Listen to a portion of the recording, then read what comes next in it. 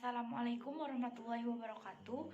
Perkenalkan, nama saya Nurella Yulia Rahma dari 10 MIPA 1. Assalamualaikum warahmatullahi wabarakatuh. Perkenalkan, nama saya Reznandia Nugraha dari kelas 10 MIPA 1. Saya Zalfa Khairunisa. A. Perlindungan tanaman. Perlindungan tanaman adalah usaha yang dilakukan untuk melindungi tanaman dari berbagai ancaman atau bahaya yang mengganggu proses tumbuh tanaman. Perlindungan tanaman dilakukan sesuai dengan sistem PHT dengan sarana lingkungan hidup. Ini dilaksanakan pada masa pertumbuhan dan pasca panen, namun disesuaikan lagi dengan kebutuhan tanamannya. B. Peran perlindungan tanaman. Perlindungan tanaman memiliki peranan yang penting, yaitu berperan dalam menjamin hasil suatu tanaman, juga memperkecil resiko reproduksinya. Dalam artian, perlindungan tanaman berfungsi untuk minimalisir terjadinya kerusakan pada suatu tanaman. C. Standar pengendalian OPT. OPT atau organisme pengganggu tanaman adalah semua organisme yang menimbulkan kerusakan ekonomis atau gangguan pada tanaman. Contohnya, hama, penyakit, dan gulma. Standar pengendalian OPT yang pertama dilakukan sesuai anjuran. Kedua, dilakukan beriringan dengan hasil pengamatan dan faktor-faktor yang ada. Ketiga, sesuai anjuran buku dan penerapannya. Keempat, dalam penggunaan pestisida, petani harus melakukan pelatihan. Artinya, tidak sembarang orang dapat menggunakan pestisida, harus melewati masa pelatihan dan penggunaannya pun harus dengan tata cara. Organisme pengganggu tanaman secara preventif yang terdiri atas 1. Modifikasi lingkungan. Contohnya, pembuatan bedengan dan penggunaan pupuk kandang. Yang kedua adalah perlakuan benih yang dapat dilakukan secara fisik, kimia, dan biologi. Yang ketiga adalah proses di mana tanah digemburkan atau dilembekkan yang bertujuan untuk menekan serangan organisme pengganggu tanaman yang ada di dalam tanah. Yang keempat adalah pemasangan perangkap organisme pengganggu tanaman yang bertujuan untuk menekan populasi awal organisme pengganggu tanaman agar perkembangannya tidak menimbulkan kerugian. Yang kelima adalah penyemprotan fungisida secara preventif. Penggunaannya dapat memperkecil resiko kerugian gagal panen. Yang keenam adalah pestisida.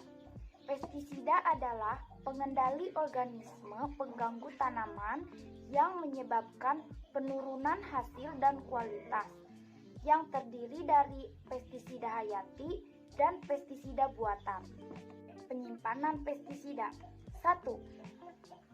Pestisida harus disimpan di tempat yang baik dan juga aman, serta berventilasi yang baik dan cukup, dan juga tidak bercampur dengan material-material yang lain. Yang kedua, penyimpanan pestisida harus terdapat fasilitas yang cukup untuk menakar dan mencampur pestisida tersebut. Yang ketiga, tempat penyimpanan pestisida sebaiknya yang mampu menahan tumpahan-tumpahan. Dan yang keempat adalah tempat penyimpanan pestisida harus terdapat fasilitas yang menghadapi keadaan darurat. Yang kelima, akses penyimpanan pestisida terbatas hanya kepada pemegang kunci yang telah mendapatkan pelatihan. Yang keenam, di tempat penyimpanan pestisida harus terdapat pedoman atau tata cara penanggulangan kecelakaan akibat keracunan pestisida. Yang ketujuh, harus tersedia catatan tentang pestisida yang disimpan di tempat pestisida tersebut. Yang kedelapan, Semua pestisida harus disimpan dalam kemasan yang aslinya. Dan yang terakhir, tanda peringatan potensi bahaya pestisida harus diletakkan pada pintu masuk sebelum memasuki tempat penyimpanan pestisida. Ya, sekarang kita lanjut ke bagian E, yaitu kegiatan perlindungan tanaman. Kegiatan ini ada 4. Yang pertama, pencegahan atau preventif. Pencegahan ini berarti melindungi tanaman, baik bahan perbanyakan, tanaman di lapangan, ataupun hasil panen yang diganggu oleh OPT. Sasarannya adalah tanaman yang belum terganggu oleh hama dengan memperlakukan atau mengusahakan tindakan tertentu agar tidak terganggu atau terserang oleh hama. Pencegahan ini dapat dilakukan oleh beberapa cara. Pelakuannya pun tidak hanya kimia, tapi juga dengan cara lain. Yang kedua yaitu pemberantasan atau eradication. Pemberantasan berarti melindungi tanaman dari OPT yang telah menyerang tanaman atau bahkan hingga merusak. Sasaran kegiatan ini adalah hama atau binatang pengganggu yang sedang menyerang atau merusak tanaman. Tujuannya yaitu untuk memusnahkan atau mengurangi jumlah hama yang mengganggu tanaman. Yang ketiga yaitu pengobatan atau kuratif.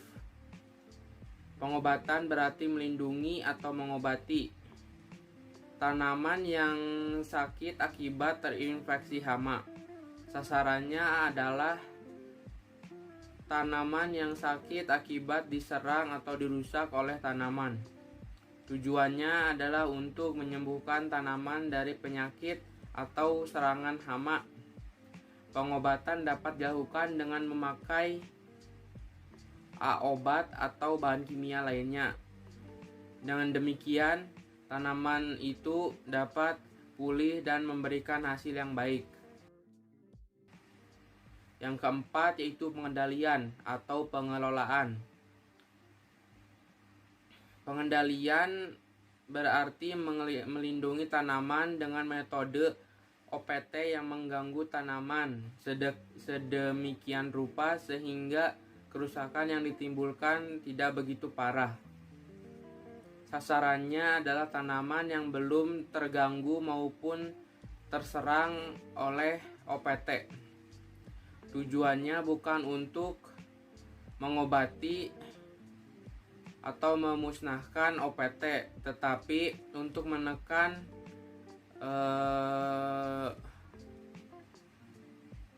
populasi OPT yang akan menyerang tanaman. Sekian dari saya. Kurang lebihnya mohon maaf. Wassalamualaikum warahmatullahi wabarakatuh.